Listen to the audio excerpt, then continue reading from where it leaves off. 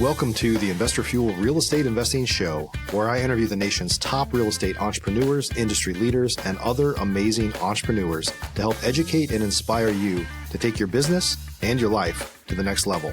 My goal is to add tremendous value to you during every single episode of this show. If you get value, I'd love it if you subscribe on your favorite podcast player, subscribe on YouTube, and my very favorite, please share this with your community so we can impact even more entrepreneurs. Let's start today's show. Hey, everybody. Welcome back to the show. Today, I am here with Mark Ferguson from Colorado. We're going to be talking about something interesting. I've never talked about this topic before, I don't think. It might come up kind of randomly, but it's actually buying real estate with businesses attached. There's obviously been a lot of movement over the past few years of people moving into buying businesses, business acquisition, and Mark is actually buying real estate and the businesses come with it sometimes. And so it's going to be a little bit of an interesting conversation. By the way, if for those of you that are watching, it looks a little different here. This is actually the first episode I've recorded out at the Big H Ranch. And so a little echoey here, so pardon that, but it's going to be a great show today. So Mark, how are you, my friend? I'm doing great. Thanks for having me on the show. I'm looking forward to it. Yeah, looking forward to talking some more about it. And so you are one of those folks that I've known about for a long, long time. You create a lot of content. You've written a lot of books. You've done a lot of amazing things. And I've had you on my podcast before. I know we were both kind of brainstorming on it. Like when you've been playing this game for a long time, sometimes you lose track of time. Like how long ago was that? I know it's been a while, but Yeah, I'm glad to have you back, I guess. Yeah, no, it's great. And yeah, I've seen you around for a long time too, and you're doing really cool stuff. So happy to be on again and share some knowledge here. Yeah. Yeah. So I know obviously you flipped a lot of houses, you own some rentals, you've been head of brokerage the whole time, and I've done a lot of stuff. The last time we talked, I think you were buying laundromats and stuff, and that was probably some of the early days of tipping your toes into a business that has real estate is the underlying asset, but there's also a business attached to it. So tell us a little bit more about well, before we jump into that, why don't you tell us your background a little bit? Because I just glossed over to a really high level. I'm sure I did you zero justice there. So tell us your background a little bit more. I'll try and be quick. So graduated from University of Colorado back in 2002-ish and had a finance degree and wanted to make all kinds of money in the banking industry and couldn't find a job. So I went to work with my dad for a little bit, who's a real estate agent. And I got sucked into that, saw my friends in the corporate world and said, I kind of like it on this real estate side. So got licensed, he flipped houses once in a while. I got into flipping with him a little bit. And then along the way, I really didn't like being an agent, working with regular buyers, but I got into the foreclosure business of selling houses for banks and HUD. Loved that side of it. Sold a bunch of those houses, then started making some money and thought, I need to invest this better, not just waste it all. And that's when I started buying rentals. And so for a while there, I had a goal to buy 100 rental properties by 2023. Did not come close to that because the market changed and my investment style changed. But I did buy, I think, 16 in 5 years. Then switched a little bit to multifamily, to commercial real estate because single families got pretty expensive. It was hard to cash flow. Ramped up the flipping business because it's kind of easier to flip houses than cash flow with rentals, at least where I was in Colorado. And so fast forward 2018, bought a 68,000 square foot strip mall, started my own real estate office there, and then really kind of ramped up the commercial multifamily side. And then, a few years ago, I'm like, well, real estate's been cool. It's built a ton of net worth and equity. But I really want to increase my cash flow. I've always wanted brick and mortar businesses. And so I actually started out buying a bar that turned out awful. Did not work out at all. I bet we could talk for a couple hours on that one or more. Yes, people warned me over and over again. I'm like, no, it'll be fine. Yeah, no, it wasn't. And then got a laundromat. Then actually leased or took over another laundromat that was leasing the real estate. That's the one kind of business I own that doesn't own the real estate. Then ended up buying a liquor store with like a little mini mart attached that had apartments upstairs. Just purchased another liquor store last week, a much bigger one that had, I bought the real estate and then the inventory and equipment was another 100,000, which I think is a smoking deal. But there's a reason why it's a smoking deal. It's not doing very good right now, and we're trying to turn that around. So the draw to me is kind of businesses can generate more income, more cash flow, but they also can be more work and be much riskier as well. So kind of a trade-off there. And I Yeah. think having the real estate with it gives you a hedge and can help you, make money on those deals if things don't go as perfectly planned as you think they will. Yeah, yeah. When you had your strip center, is that what piqued your curiosity? Did you like see some businesses and maybe they like were struggling to pay the rent and you're like, "Hey, let me tell you how to run this thing." It, Not actually, that's been my best investment. That's where I'm at right now still. So Yeah, my office, we built my office here. There's a dance studio next door, a restaurant, a grocery store, a coffee shop. They've all been here for 5, 6 years now, that's great. and they've actually done really well. So I have definitely seen some businesses that struggle, but really, what piqued my interest with businesses was just like being able to have a real product or service, not just something that's online. Cause I've had, like you said, my books and some online coaching and stuff too. But for some reason, I just always wanted brick and mortar businesses. It's Yeah. like a real product you're selling to people in person for some reason. Yeah. So how do you, I mean, there's a, one of the, I guess one of the challenges with small businesses is there's a lot of owner operators, right? Like they're not really, it's because their business isn't big enough to afford to outsource management, right? And then there's no redundancy. So if somebody gets sick, like the owner gets pulled in. And so even like, a lot of franchises, right, are just owner operators. Like the person ultimately kind of buys a job. So how do you prevent when you're kind of buying these businesses, like how do you prevent from you having to be the guy that has to jump in, like to be the liquor store clerk because somebody called in sick? Like how do you prevent that?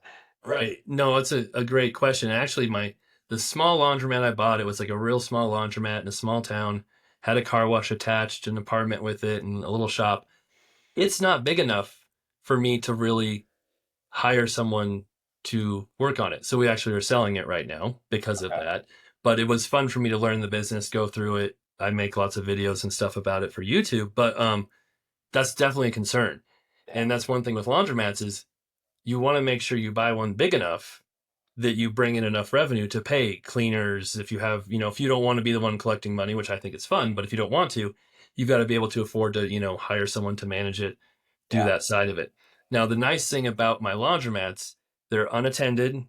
There's no wash and fold. There's no POS system. There's no, like, it's very simple and It's all easy to run. self-serve. Yes. Yeah. So it doesn't take much time, and that's why I really like those. Yeah. But it's definitely a concern, and we see a lot of businesses like that for sale, liquor store, restaurants especially, right? I feel like Yeah. restaurant owners are in there their whole life, like Right. working, and they don't always count those in the books either. So you got to really dig into those and say, hey, are they counting all of these employees, or is that them working 80 hours a week and pretending that that's actually profit? So that's definitely a Right. concern. And you've got to make sure you're buying a business that generates enough revenue, is big enough that you can pay people. So my first liquor store, I have a full-time manager, full-time staff. I go there once a month, maybe. Yeah. So Yeah. Is part of your strategy to buy enough of them that you could have management that oversees like three or four stores or locations? I mean, you could probably do that for the businesses you mentioned so far, like laundromat or a liquor store. Like you could probably have some sort of like manager that manages multiple locations, I would presume, right? yes, you Yeah. could. And especially the laundromats, there's challenges on both of that. The laundromat challenge is that nobody wants to sell them unless there's a big problem. Like they're very popular right now. Yeah. Uh, Everyone I talk to is trying to buy more of them, not sell them, and they're trying to buy mine. So it's tricky to find them, and they're hard to start just because, especially in Colorado, you need a lot of water, and water is extremely expensive in Colorado. It's $100,000 for a share of water right now, and you might need 2 shares of water to start a laundromat.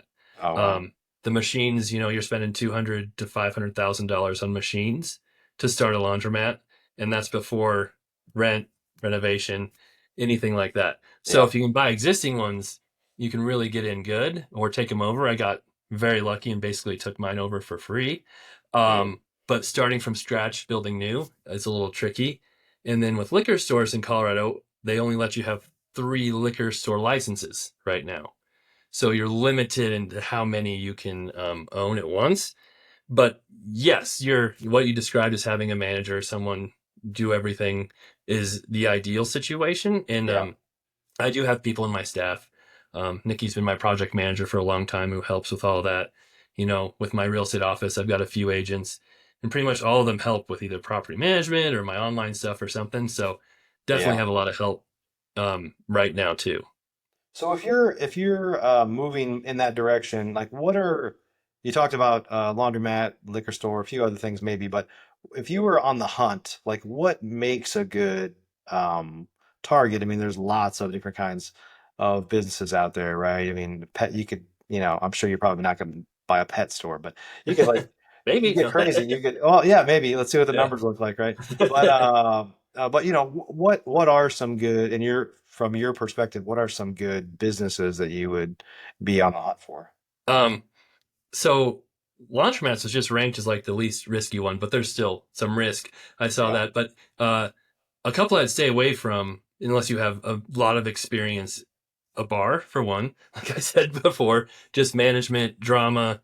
There's a lot yeah. of risk in fights and DUIs, all kinds of stuff that can happen. But anyway, um, restaurants are really tough too because they Oh yeah, also have the bar aspect with them, and it's such a tough industry to make money in. Some yeah, people do great, but a lot of the ones I see just don't ever make money. yeah, Like you said, kind of the real small ones where the owner has to work in it. If you've got a tiny cookie shop or a tiny pet store, that's probably not something you can scale or buy and have it be somewhat passive. So I right. would definitely look for more medium range businesses to larger ones. And if you were an expert in something too, like if you're an accountant or a contractor or something, there could be opportunity to buy businesses in your field where you've got that expertise. You could, maybe you're just starting your own business in that field and hiring more people.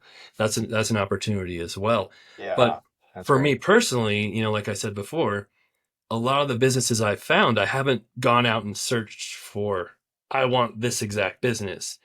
I've seen real estate for sale, and then it's kind of like, oh, there's this business here that may or may not stay open. It's kind of up to you. And Mhm. then I'm like, oh, that's interesting. There's a liquor store here and it's got a small grocery store. And then I'm like, oh, this would be really cool. And then I buy the real estate and pay a little bit for the inventory. Didn't pay for any goodwill or really anything else because they were trying to sell the real estate mostly. And you can end up getting this business that can be very valuable and make a lot of money by just looking for the real estate first. So Yeah, that's one way to look for them, but it's not easy, right? There's not a lot of those around. But they also aren't being sought out by many people either. right. Those can often be harder to sell for people because a lot of investors are like, I don't want to deal with the business. I just want the real estate. And Yeah. some business owners might be, oh, I don't want the real estate. I just want the business. Hmm. So if you're willing to buy both of them, there can be some opportunity there. Yeah. So you're primarily looking, it's just real estate that's for sale, and there's a bit happens to be a business there. The owner probably thinks it's worthless, or they're just going to shut it down or something anyway. And so when you're in that situation, are you just are they just kind of liquidating the inventory and the equipment? I mean, they probably thought it was not worth a whole lot anyway, or I mean, you're not paying obviously I know you're not paying a big premium for, well, let me buy the business too, but you probably just create an easy button for them to say, hey, what if I paid you this for the whole thing, right? Right. And sometimes, like with my first liquor store in Mini Mart, they pretty much sold the real estate for, I think I paid 610,000 for 5,000 square foot building. The main floor was a business. There were three apartments upstairs, and the building was worth that. Right, no problem. So the Yeah. business was a bonus. And yeah, they just said, well, you can keep running it. It's running right now, or you can close it down. It's up to you. And I think I paid like 70,000 for the inventory, which included all the alcohol, goods, equipment, coolers, everything. Yeah. And in another instance, I just bought this other liquor store, paid 910 for the building, which was quite a bit. But they're like, we have a liquor store. They wouldn't give me any sales information, which means it's not doing good, right? They would give you sales information if it was, but they wanted 100,000 for the inventory equipment. They had more than $100,000 in alcohol there. Plus, Mm. you've got, 12 walk-in coolers, all the lights and shelving and different stuff throughout. So I knew liquidation value is more than, what I paid for it. And Sure. then me being smart or dumb, one of the two, I think I can turn it around and make it make money as a liquor store. And that's what we're working on right now. But, valuing the business, you talked about that before. So if I were able to take that business and say, make it net $200,000 a year, which wouldn't be crazy at all for a liquor store. You're usually valuing that business at 3 to 4 times the income. That would make it worth $600,000 to $800,000 for that business. And so Mm. that's, another, like we could talk about so many different things, but you can often buy businesses cheaper than real estate Sure. based on Yeah. the income they generate. So that's another, plus. If you can get a good business, find one for sale, there's opportunity there too. Yeah. But again, it's making sure their books are right and they're telling you the whole story as well. Right, right. So I know you said that you're typically looking for the real estate and the business just happens to be there. There's a lot of, I mean, there's a huge industry now of buying businesses too. So have you thought about partnering with business brokers or even just reaching out to businesses to say any chance there's real estate associated with this business or not, or kind of going from the other angle, you know? I haven't too much, but that's a good idea, actually. So yeah, no, that's an interesting idea. I do see some of those, like there's buybiz.net and Right, right, LoopNet and right. Crexy all list businesses sometimes. Yep, And sometimes you do see the real estate attached with those. yep. A lot of times I see on those sites, they're really looking for a premium on the businesses plus the real estate. Sometimes you see some stuff on there, but Yeah. yeah, that's not a bad idea. And for example, there's a liquor store for sale here for $2.5 million without real estate, just Mm, a liquor store. And so, you mentioned how do you find out if it's a good deal? Well, looking on those sites, researching other businesses for sale. If you yep. sign an NDA, sometimes they'll give you the numbers and finances and you can look at them and, start to get an idea of what businesses are worth.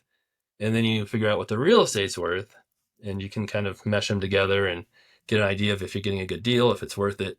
Um, there's a Is lot. that in fact how you analyze the deals? You kind of keep the real estate separate and comp that out, and then you comp the business. I mean, tell us a little about your kind of process for analyzing the overall deal, I guess. Yeah, exactly. So I'll look at the building and be like, okay, if this, well, you can look at it in two ways. One, if this was a good liquor store making money, what rent would they typically pay in this area, which isn't always easy to find, but sometimes you can find it looking at those other websites where you see a business for sale. They'll list what the rent is they're paying, and you can get an idea. Okay, this is what liquor stores pay for rent, and then you can comp the building out. Okay, it's making 8,000 a month in rent. You've got your expenses. What are the cap rates in the area? This is what my real estate's worth. And then you can go to the business side and be like, okay, if it makes 100,000 a year, it's worth $350,000. That's what the business is worth. And Uh-huh. like I told you, I don't think we've mentioned it here. When I do this, I'll buy the building, and I can usually get bank financing on the building much easier than a business too, which Mm, is a huge advantage. yeah. And then I'll buy the building, create another corporation for the business, separate the two. And so I've got one business that rents from myself, and I've got, the building, the business. I could sell the building, sell the business, sell both of them, and keeping them separate also gives me a clear idea of which one's working, if they're not, one's not working, or they're both Right, not right. working, or if they're both working. Yeah.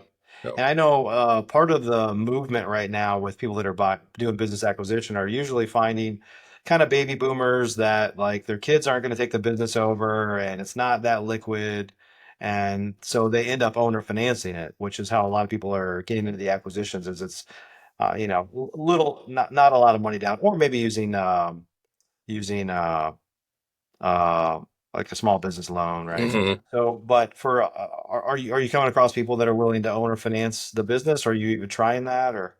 I always ask, it never hurts Yeah. to ask, but I've honestly never done an owner finance deal. Okay. So I'll ask them, but usually the terms just aren't good enough for me, or they Yeah. don't want to do it. They just want to If the get out of businesses are there. struggling, there's probably where there's smoke, there's fire. They're like, ah, Yeah. They want to be done. Yeah. Yeah. Yeah. Which, by the Yeah. way, is how you can get the very best deal. So for sure. So yeah. Right. And I should mention the one laundromat, the good one I have that I rent space from, it was a networking deal. I had another laundromat. So my brother-in-law said, hey, if you want some more machines, this laundromat just went out of business. I'm like, okay. So I went and looked at it, and they were going to liquidate everything and turn it into an office. I went to the landlord and said, hey, can I just lease this from you? And he's like, okay. I didn't pay a dime for anything. I like signed a lease for market rate and took over the whole thing, everything that was in there. Wow. And it was kind of the same situation where they weren't doing good. They just kind of let them out of their lease to be done with it all. And yeah, so you mentioned the boomers, and there's a lot of people out there who have businesses that maybe they're not perfect, but they have a lot of value. It's very expensive to start a business from Oh, for scratch. sure. Equipment, remodeling, all of that. And some of them just think, oh, I'm done, I'm retiring, we're just going to close down. They don't even realize they could sell it or someone might buy it. So, yeah, like you said, if you can find those kind of businesses, there's a ton of opportunity there. Yeah. Yeah. So, Mark, what do you do? Any tips? I mean, you probably have some scars on your back, I'm guessing, some arrow wounds, as they say, about just like how to make sure you don't buy a business and end up buying a job. Right. Yeah. So, and that's what I did with my small laundromat. But luckily, that job is only a couple hours a week, and I can make videos while I'm doing it, and I multitask, and it could be much worse. But that's really, um, you've got to make sure the business is big enough to pay staff. And so that's really what it comes down to. And if it's a situation where you have to be working in it full time, um, get out of it, honestly. Unless it's like your passion and that's what you love to Yeah. do. Your dream was to run this store. Um, you know, we make mistakes. We do bad investments sometimes, Yeah. and you can't always know everything going into it. So there's obviously some risk there. Um, Sellers Yeah. often will fudge the books one way or another. Mm. So but yeah, do as much due diligence as you can. Look at other stores, in your market that are similar if you can. Go in there, talk to people will talk to you more than you can believe. Yeah. I went to different liquor stores and started talking to them, and oh yeah, I'm the owner. I bought it such and such, and they love to talk about their business. So you can get a lot of Yeah. information that way. But yeah, be very careful about that side of it because, as you know, time is our most valuable asset. And if you're spending all your time working the register, you're not using your time as you should. Yeah, and I'm saying more from like on and you didn't intend that, but that's what happened. Like, Stella seems to be running really well, and there's like one key employee that like quits the week after you buy it. Um, and you're just like, holy shit, I got to jump in there and start, making the sausage. Right. Yeah. And that's where it'd be really nice, as you said earlier, once you have a few businesses, or even, if you're an investor and doing other stuff, if you've got an assistant team member, who's a little flexible, maybe they'll hate you and it's a bad idea. I don't know. But like, hey, can you cover me for a few days while we hire someone at this store or something like Right. that? If you've got a dedicated manager for each store, could be their job description is you've got to fill in if we've got a staff shortage. And that's what my manager at my other liquor store does is they're there at the store, managing it, taking care of it. And they're actually helping with my new liquor store too. But if there was emergency, they'll work, no problem. That's kind of part of their job description. Yeah. Yeah. So what do you do? I guess everybody's goals are their own goals. Everybody has their own goals, but how do you go into these things with the kind of the end in mind, like either you're gonna fix it and flip it just like a house, or you're gonna hang on to this forever, or how do you how what do you recommend people to kind of be thinking about their exit strategy, if you will? Right. Right. And with real estate, it's a little easier, I think, because pretty cut and dry what it's worth. Well, sometimes commercial can be a little tricky, Yeah, yeah, but you know what it's worth. You can kind of see what the money is coming in from it. It's like, well, should I keep it? Should I sell it? It's a little more cut and dry with the businesses and real estate. It's a little trickier, but really, to me, it's more of how much income is it bringing in versus am I spending time on it? Am I paying someone else to spend time on it? Is it worth their time, or are there other opportunities out there we could be making more money on? Opportunity cost is a huge thing I look at. And so like with my small laundromat, is pretty obvious from the beginning. It was too small. It wasn't making enough money to really be a viable long-term investment. So it's kind of like, let's get it going as good as we can. Let's fix it up. Let's kind of and then try and sell it and see if we can do that.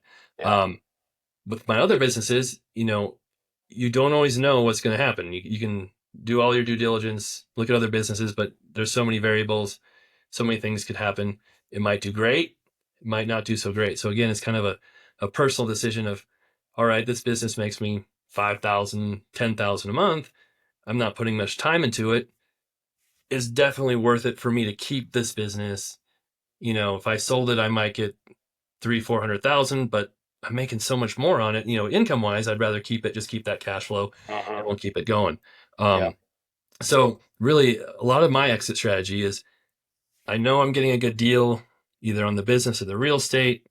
Um, I know I could sell it if I had to down the road, but hopefully I can create a long-term business, add it to my portfolio, kind of like a good rental property, and it just keeps bringing in cash flow year after year. Yeah. And then maybe sometime down the road, if I get a deal I can't refuse or an offer I can't refuse, I'd be willing to sell it. But for the most part, my businesses I'm thinking I want to keep as kind of long-term cash flow plays. Yeah. And if I decide to move to Florida or the beach somewhere or something, and then I wasn't local, maybe I'm like, well, maybe at that point I can sell them. They'll have equity. The real estate will be making money and being paid down as well. But I want to leave myself open options. But really, my goal is to create that long term cash flow. Yeah, that's awesome. That's awesome. Yeah. Cool. Well, Mark, if folks want to learn more, I know you've done a lot of stuff in real estate and you're doing a lot of stuff in real estate. Folks wanted to learn more about you or follow you, like where should they go? Invest for more has been my brand now for 12 years, which seems crazy. Like we said, time Yeah. goes by fast. That's invest, FOURMORE. And, I've got a blog, investormore.com, that I've written hundreds of articles on. We've got a few different coaching options on there. And then my YouTube channel, we just passed 120,000 subscribers. Nice. So we're always showing everything we do there, from my flips, because we still are flipping houses, to rentals, to the liquor store, the laundromats, showing all that stuff and behind the scenes and the good and bad. So it's definitely not Yeah. all good. Like when the pipes freeze and your laundromat floods, that's not fun, but Oh, it's wow. something you have to deal with. Um, and then, yeah, I've got, my book, Build a Rental Property Empire, on Amazon, and a few others on there too. And social media as well. I'm on TikTok, Facebook, Instagram, showing stuff all the time as well. So Good I'm pretty stuff. easy to find if you just search for Invest for More. Yeah. Yeah. We'll add some links in the show notes down here. So, well, Mark, thanks so much for joining us today. Good to see you, my friend. Yeah, it was awesome. Thank you for having me on. I really appreciate it. And yeah, we'll have to stay in touch and maybe do this again. I'm always intrigued that I have a son that's 17 that's about to get out of high school, and he's going to go to a music school, which is a little bit of a different path, but that he's really into music. But it's just, I guess I came up a more traditional way through college, and then ultimately got into real estate, and none of that really mattered anyway. So, and I'm surrounded by hundreds of entrepreneurs, and I'm always just amazed at like how many different ways there are to make money. And is honestly, it'd be a pretty exciting time to be a younger person where you don't have to go follow a proven path. Like there's a lot of ways to kind of carve your own path, and more than ever these days. No, it's crazy. And the thing is, there's a lot of complaining out there and the world is awful. I'm like, do you understand what world we live in and how many opportunities there are where people can literally make money sitting at home, like talking on their Right. phone live? Like it's crazy. Or Yeah. you can go on Amazon and start selling stuff in 20 minutes, honestly, Yeah. and create stuff or resell. Like there's so many opportunities out there for business, for content. Um, no, I think back, if they would have had all this when I came out of college. Well, I might not have gone to college for Yeah. one. Yeah. Like, Yeah. but just, I could have done so much stuff and started so much sooner. But at the same time, I was pretty immature in college and might not have taken advantage Most of it are. either. Most are. So, Yep. Cool, Mark. Well, hey, thanks so much for joining us today. yeah, no, that was awesome. Had a great time. I appreciate it. Yeah, buddy. Great to see you again. All Everybody, right. thanks for joining us today. Hope you got some good value here, and maybe spark get those wheels in motion about just how many different ways there are to make money in and out of real estate. And some of them are real estate and something else. So pretty interesting little conversation today. Hope you got some value from it. We'll see you guys in the next show. Thanks for joining us for today's show. You can learn more about the amazing benefits of the Investor Fuel Mastermind community, including surrounding yourself with hundreds of other rock stars, 100% financing on your deals, and members-only discounts from vendors you're likely already using that, as a member of Investor Fuel, will save you more than the cost of your membership. Visit investorfuel.com to learn more. You can also check out the show's notes for access to free resources, how to get access to world-class lead generation, and even how to work with me directly one-on-one. Don't forget to subscribe so you never miss another episode. See you on the next show.